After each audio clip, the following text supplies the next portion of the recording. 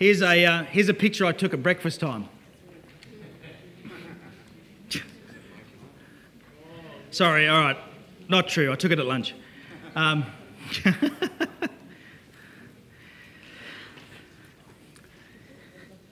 If you want consistent, predictable cash flow in your business, you have to work on it. It's not going to happen unless you put the processes and the systems in place. If the message hasn't been clear today, that if nothing changes, nothing will change, then I don't know what will be.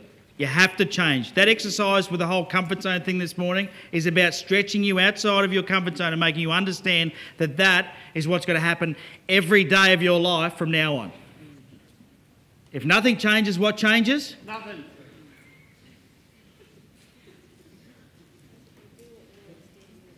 That's it. There's another great book that I read, which is What Got You Here Won't Get You There. It's the same, very true in any part of your business. So I'm going to show you a formula, which some of you would have seen at previous events. We're going to go through it now. That will increase your sales by 46% in your profits. Sorry, 46% in your sales, 61% in your profits. And it focuses on these four areas. First is lead generation. How do we generate more leads? So we spoke about marketing plan. Second thing is then conversion rate. Because it's no good generating leads if you're not converting those leads into what? Customers, right? You need those leads to become customers. Average dollar sales, the next thing that people do not focus on. You've got to make sure you're maximising the average dollar sale out of every single customer. Every single customer. And we know that, McDonald's do this really well. They say, would you like to upsize? Before that, they said, would you like fries with that? But guess what? They trained you over a period of 7 years to buy a McValue meal. McValue, yeah. Because how often do you go in now and buy anything without fries? Never. They trained you. And then they sat around their boardroom table in the McDonald's boardroom, scratching their heads going, oh my God, what have we done? What are we going to upsell now? No one likes our cookies.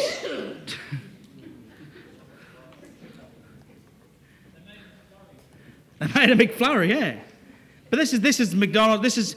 There are teams of people at McDonald's working out how to get more money out of you every single time you transact. Every time. That's what they're there to do. Average dollar sale. Final one then is how do we get you back more often? Because it's 6 times easier to get an existing customer to come back and 6 times cheaper than it is to get a new customer. And I see so many people spending all their money on trying to generate brand new leads when marketing is more than just generating new leads. It's about getting your existing customers to come back. That remedial massage therapist that I told you about, one of the campaigns that we ran was to her database. Now, who here doesn't collect a database of clients as they deal with you? Who doesn't collect a database of clients? Okay, from today onwards, can you start collecting a database of clients, please? If you don't have because a database is gold, absolute gold. Run a competition if you have to get their email addresses. It doesn't matter what it is. Once somebody deals with you and then leaves and you don't get their email address, they're no longer a customer. They've gone back to being a prospect, or not even. They've gone to being a suspect because you don't know how to contact them. They're not prospective at all, are they? Unless they come back to you. So you've got to collect people's email addresses and details. Now, the good thing about the remedial massage business was that every client that came through the door, they had to fill in a form. So what did we have? We had a database of past clients. And I said to this woman, her name was Francine, I said, Francine, when was the last time that you wrote to these people? She said, oh, I've never wrote to them. Never, ever. I said, well, how old is the database? She said, oh, we can go back about 6 years. I said, great. Grab all the people that you haven't seen for 6 years. She said, what are we going to do with them? I said, we're going to write to them. She thought I was nuts. We wrote this letter and we told them about this essential oils pack. Because remember, most of these people that come in for remedial services, not for relaxation. So we had to educate them through our marketing and say you could come in and just relax, get a relaxing massage. Even if you don't need remedial, we can do relaxation. So we wrote to these people 6 years since they'd heard from Francine. 6 years. And people still called up and said, I've been meaning to ring you. Thanks so much for writing. 6 years. Amazing when you think about it, isn't it? 6 years. The power of communicating with your database cannot be underestimated. Yeah. So we made an offer. We did a direct mail letter to these people because we actually didn't have the email addresses. Now, I'm talking about the old days, you know, before snail mail. But even that's still a powerful thing to do. Yeah, still, you writing a letter, because one of the things, here's a good thing about direct mail or snail mail or whatever you want to call it. At home, how many letterboxes do you have? All the spam still goes in there. Yeah? There's no filter. They haven't designed that yet. I bet you they will one day, right? So the postman puts letters in. Some go into the bit you want, the others go into some incinerator or something.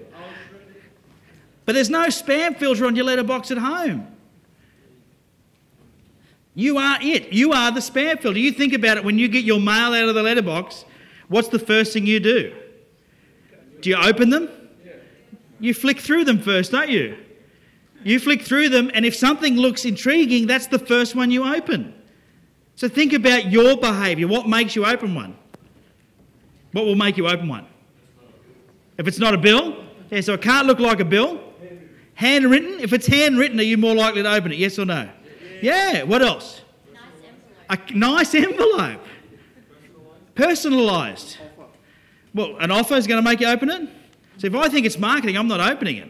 Sometimes if I know it's marketing, I just tear it in half and put it in the bin. A card. It could be a card you'd open. If you had a beautiful envelope, a nice quality envelope, with a stiff card in there, handwritten personally to you, I bet you that's the first one you're opening. And imagine you open it and it's a thank you card from somebody you buy from. Imagine you opened it and it's a thank you card from Coles for shopping there last week. I know, sounds funny. But just imagine, just go on this trip with me for a second. Next time you're going shopping, where are you going? Coles. It's that simple, isn't it? Are you sending thank you cards out handwritten to your customers? Wouldn't it be a good idea to thank your customers? What do you mean you just can't? So instead of saying you can't, you're going to say, how can I do that? How can I make that work for me? What was that? Buy the .com. Oh, Fiverr.com, yes. There would be ways, right? For some of you, it's going to be more difficult than others. But you just got to work out how. And you've got to work, like in that circumstance where you're talking about corporate companies, maybe it's got to be something different. Okay, but come up with something. All I'm doing is giving you an example of what is possible. And you can all relate to it, because guess what? You are customers too. Yes? You're all customers to somebody. And how many times a week do you open up your mail to get a thank you card from someone you spend money with? Pretty amazing when you think about it, isn't it? All right, so let's get stuck into this. So here's the three things. When I say to people, what do you want help with? What do they say? I want more. I want to increase or I want more. So I want more customers, I want to increase my sales, or I want more profits. They're the three things that people ask for the most. Now, the good news is that these things are outcomes of other areas of the business that are very simple to control. Very simple. Once again, though, you have to take time to work on. Now, I think after today, I would like to see you all setting up a default diary that said you had at least one day per fortnight where you didn't go into the work, where you didn't do on the tools, where you sat and you planned and you worked on systems and you worked on training and you worked on recruitment, because that's going to make the difference. If you do one day a week, even better. 20% of your time should be spent working on the business. Now, for some of you, guess what? That means you're going to be working hard at night. It means you need to stop watching Big Brother. Big Brother, what a stupid show. I hate Big Brother. You don't like the cooking show. I don't like the cooking shows either, no. Just because I've got a big gut doesn't mean I like the cooking show. I like eating. Since when did watching cooking shows make you fat?